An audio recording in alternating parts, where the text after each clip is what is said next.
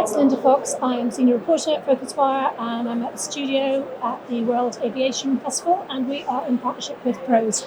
I'm with James Spalding. He is airline director for UK and Europe. Thanks for joining us. Thank you for having me.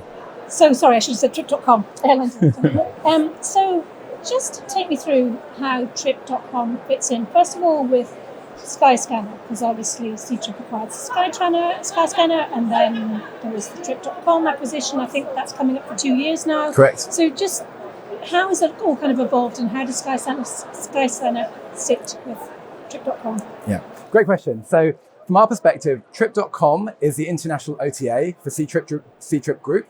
Skyscanner is the meta search platform, so at the top of the acquisition channel for the funnel for the consumer. From our perspective, Trip.com is focused for the international market, whereas Ctrip as a platform is focused on the Chinese consumer. So both Ctrip and Trip.com are one-stop shop, multi-product OTAs, and Skyscanner is a meta. Okay, good. Okay, so that clears things up there. So then, in terms of, so if Ctrip is the Chinese market, Trip.com is, do we say everything else? International, absolutely. Yeah. Okay, and Skyscanner is the meta search, and so you're pure OTA. You're not MetaBook. You're not dabbling in meta search. You're pure OTA. Correct. And there is a lot of confusion with that. So from our perspective, we always put the customer first, the traveler first. We want to make sure that we're bringing them the best solutions. So from our perspective, we appear in Meta, and we are a customer of Skyscanner in that respect. So you can see Trip.com within Skyscanner. But ultimately, we're fulfillment, and we're there for the traveler, the international traveler, to make sure that they've got that functionality. To kind of put it into a bit more perspective, we have a call center up in Edinburgh. Yes, I remember writing about that. That's it. And again, that has a bit of crossover and confusion because Skyscanner are based up in Edinburgh as well. Sure. They're separate organizations in terms of their operation and how they work. When I first went up there, I went to the Trip.com building expecting it to be a combined building, but they're two independent operations. At that Edinburgh site, we have over 200 staff. They're there to service our customers, our travelers. From our perspective, it's 24/7. So our approach to putting the customer first in whatever we're doing, the traveler first, we can service them on the phone, through email, or through in-app support. And that's what sets us apart. And is that sort of follow the sun type approach with the call center there?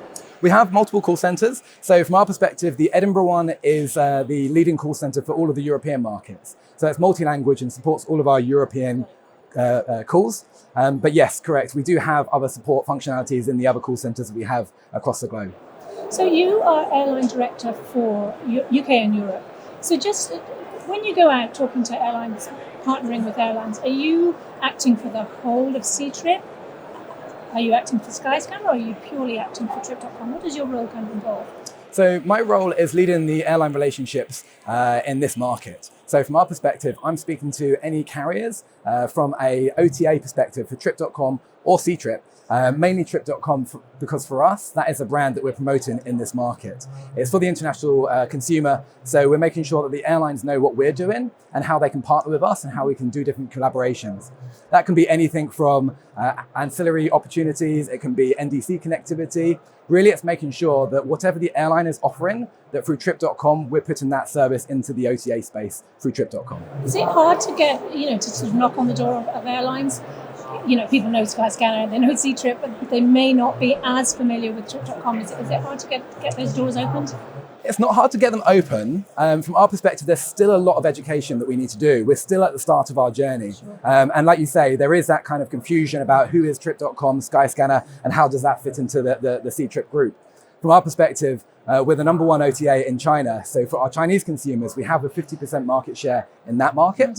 But this is really, in the last 2 years since Trip.com launched, really where we're venturing out into the international markets. Currently, Trip.com and the international business accounts for around 10% of Ctrip Group's business. And we see that growing in the future. That's really our ambition. So let's talk about your kind of wider ambition. Obviously grow the brand, get people to recognize exactly what it stands for. What else? What else is in there? So from our perspective, we want to be that one-stop shop, go-to OTA platform for the consumer. Again, from our perspective, we're putting the traveler first in terms of customer service with the contact center we talked about up in Edinburgh. We want to make sure that they realize that we are a technology company as well, both our travelers and the airline suppliers that we work with. So from our perspective, it's using all of the different technology solutions that we're learning about here to make sure that is being put on offer and put in front of the traveler. So really, from our perspective, our ambition is to make sure the airline partners and also the travelers ultimately know that we can offer them that one-stop shop functionality in terms of customer service and technology. So I can't remember exactly who it was, but one of the senior members of C-Trip said that with the Trip.com acquisition, one of the big things that would be going after was flights, and that's because you could scale with flights quickly. Is that still the case? Yes, correct. So from our perspective, we tend to lead with flights because that follows the customer mentality, especially in different markets. In this market, different markets have different booking habits and trends. From our perspective, in this market especially, and more internationally, people lead their booking or their research with the flight element. So they search for the flight first, and then they might look for a hotel or for a car. It goes back to us being that one-stop shop. But really, it's flights. That's where people start their search and at the top of the funnel. So from our perspective, we're making sure that we're offering all of the solutions to the traveler in that one-stop shop. They can come and buy a flight, a hotel, a car, and we can then cross-sell any of those products to them further down the line. But really, flights is what puts us on the map first. So, I mean, if you're going to be a flight stop shop, clearly you do have to have all of the products. The train, all of ground transport, everything. And all of the OTAs are talking about that now. So how far along in terms of your strategy, your ambition, would you say you are, Trip.com is? So we're in a really strong position because we're part of the C-Trip group. C-Trip Group has over 60 products and services on the C-Trip platform, which, as I say, is designed for the Chinese consumer. So we're building Trip.com from the ground up in all of the individual markets, making sure that we're catering for that international traveler's need. From our perspective, we're mobile first. So everything we do, everything we design from a technology perspective gets rolled out onto the app first, then onto the mobile web, and then onto the desktop. So all of the product features and enhancements that we bring to the market comes through the mobile device first, and that accounts for about 80% of our bookings. No, I was just going to say, is that as successful here in Northern Europe as obviously it would be in China? It is, and we're seeing it grow more and more. Again, some of the sessions I've heard today are people talking about technology and how it's being used.